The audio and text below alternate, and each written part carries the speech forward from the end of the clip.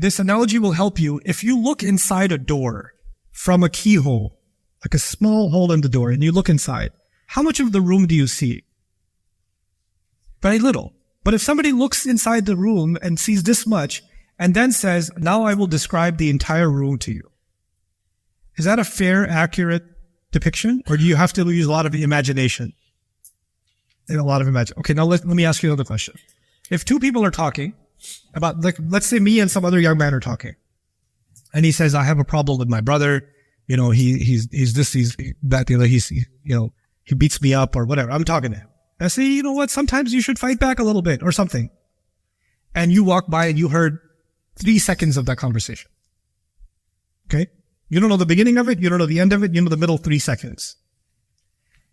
Is it accurate for you to take the 3-second conversation and then say, you know, inspired by Ustad Nouman, I think anytime you meet your brother, you should beat him up because, and I have an authentic recording of him saying, fight back with your brother.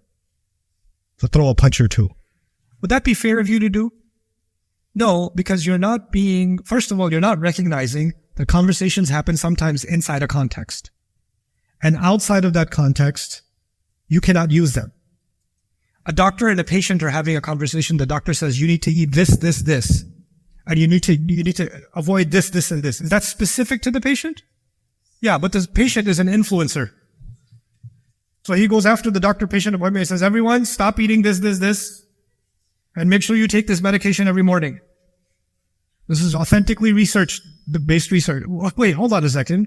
You can't tell everyone to do that because that was specific prescription for who? For you. You understand? Now let's understand what happens in many hadith of the Prophet ﷺ. Sometimes the Prophet ﷺ is talking to all of the Muslims, which means everybody's being addressed. Sometimes a specific person comes to the Prophet ﷺ and says, I need help. Help me with this situation or that situation. And you'll find many a hadith where a person comes to the Prophet ﷺ and talks to him. And the Prophet gives him an answer. It's also interesting to note that different people come and say, one of the genres of hadith is, someone comes and says, what's the best thing that I can do? Right? And another person says the same question, what's the best thing that I can do? Another person says, what's the best thing that I can do? And you'll find in these different hadith narrations, there are different answers. It's not the same answer. If that one person who was told, this is the best thing you can do, goes on, by the way, guys, the best thing you all can do is this. And the other guy says, what do you mean? No. The best thing you can do is what the Prophet told me. And the other one comes and says, no. You guys are both wrong. The best thing you can do is what the Prophet told me. What do you think is happening when people come to the Prophet ﷺ as opposed to when the Prophet is talking to everyone? Is there a difference?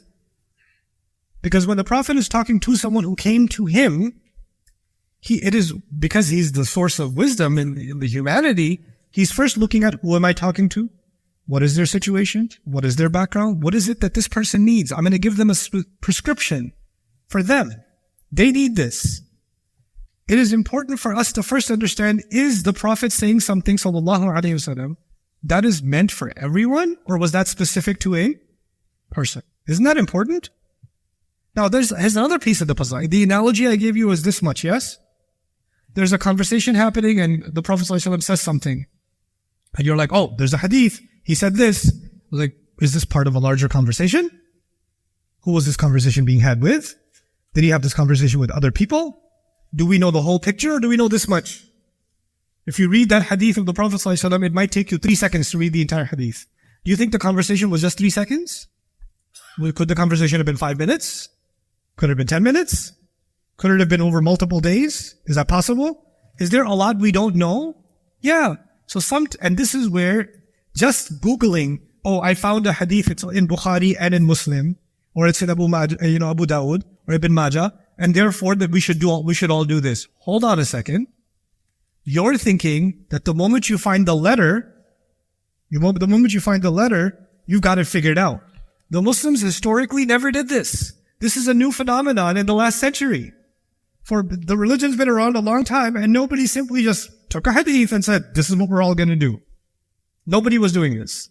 But because we have now, it's the age of information, we have access to the glimpse of the conversation of the Prophet ﷺ. This is the difference between the hadith narration and the faqih. What does the faqih do? The fiqh says, the Prophet said this, alayhi salatu wasalam, but let's find out who he said it to. Let's find out when he said it. Let's find out where he said it.